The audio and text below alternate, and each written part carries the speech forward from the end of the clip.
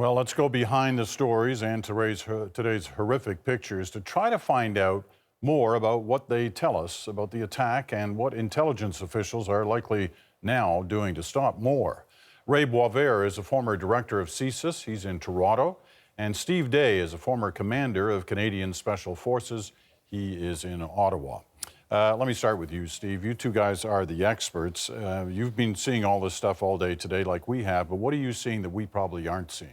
Steve? Well, Peter, what I see is two things here. One, at the strategic level, you've got a strike right into the heart of Europe where the seat of government for the EU and NATO headquarters sits. So strategically, it's a win there in terms of a strike against right into the heart of government, into the heart of Europe. And then tactically, you see them striking at two of arguably the busiest transportation nodes in that country, and they do it at the right time, in the rush hour time, if you will.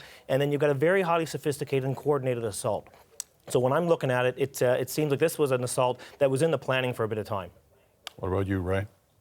Oh, I agree. It certainly is. It's a perfect platform for communicating a number of messages to a number of governments. What worries me, though, of course, is that this is now yet another episode of a serious event of political, religiously motivated violence. And I don't see that trend line slowing down. And I don't see any ingredients out there giving me any confidence that we're going to get the upper hand. So I expect more of these sort of events to occur, and I don't think the bloodshed will be reduced anytime soon. A lot of people wondering how this could happen. Belgium has been on high alert for months now. They did, in fact, just pick up, as Adrian said, one of the alleged ringleaders of the Paris attacks just a few days ago. So how could this have happened? Ray, first?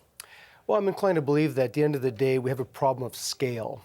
This is a problem of size. There are too many targets. There are too many target groups. We saw from Adrian's piece, for example, that there's a rich environment domestically, a number of greatly disenfranchised people. And of course, we have this issue that we've somehow popularized prejudice in a number of jurisdictions, some very close to here. All these things feed into that narrative, and they all contribute to persons willing to give up their lives for a cause they suddenly believe is reasonable and rational and the right thing to do. So I think we're stuck with this situation, and we're looking at something that will probably also speak to this issue of, can we get our forces sufficiently resourced? Can we get the right kinds of resources there? And can we find some way to develop the right kinds of intelligence? And I'm also worried about the technology behind all that as well. Steve? Yeah, no, I'd like to pick up on Ray's last point there about the technology. What we're seeing is that at the lowest levels, at these cellular levels of terrorist organizations, they are leveraging what we would call dual-use technology. So their ability to use cellular networks to transmit messages, to encrypt their messages so the security forces have a hard time listening into what they're doing. This is a transformation, a paradigm shift, if you will, with these terrorist entities. Let me talk for a moment about Salah Abdel Salam, the man that the Belgians have in custody. As Adrian mentioned in her report, there was this suggestion from Belgian authorities just in the last couple of days that after they picked him up, he has been cooperative, the sense that he's talking, he's giving information. Was that a wise thing to say publicly, Steve? Well, I think it might be a bit too early to jump to that conclusion because, as I said off the top, this was a relatively sophisticated, well-coordinated, and well-timed event. So, yes, could they have been cued to either advance plans or slow them down? I just think it's too early to ascertain was it a wise decision for the public security officials to make that known. Ray? Well, I'm inclined to believe they had a good reason to do that. At least I hope they did. I don't believe, however, it contributed to this end result today. Once Abdel Salam was arrested, that's when I would think that cell had already made their decision to execute the plan. Could they have shrunk the timeline down? Potentially. We're only talking about a few days. So I'm not clear that that's materially significant to the event itself. What do you think, if he is talking, what value do you think they're getting out of that? What are they looking for him? They obviously, if he knew this was going to happen, he didn't tell them. So what are they likely to be getting out of him? Well, they're going to look for trying to identify that next cell. Again, in a target-rich environment, that's key.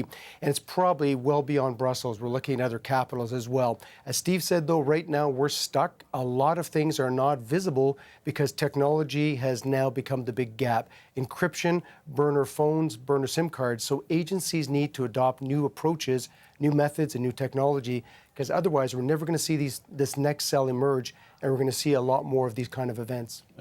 This one to you as well, again, Ray. you know, we've seen in past incidences where agencies, security agencies, both within a country and sometimes outside countries, even allies, not talking enough together to understand what may be about to happen. Do we have any evidence of that on this story, on the Belgian story?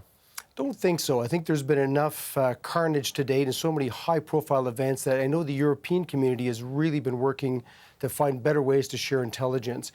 The Five Eyes intelligence community, Canada, United States, New Zealand, Australia, UK, work very closely with those other countries like Germany, Belgium, Holland, or the Netherlands. So I don't think that's the big issue. The big issue, I think, really comes down to the issues of society, people being disenfranchised, and technology gaps. All right, Steve, help us out on the last question here. Obviously, tonight, Belgian authorities, security officials are conducting raids, as we've seen already. But what else are they doing tonight to try and follow through on this tonight and tomorrow? Well, they're trying to regain the initiative as well, because with any terrorist strike, initially the terrorist is picking that time and place of where they wish to action their plan. So, right, we're working with the intelligence agencies to try and define that picture, as Ray had talked about, to understand where those threat vectors could be coming from, and then get those very low-density resources, the police, law enforcement, intelligence, special forces communities, arrayed in the battle space. So if they need to preempt, they're in the right spot to preempt. All right. We'll leave it at that, gentlemen. Thanks very much. Ray Boisvert and Steve Day joining us tonight.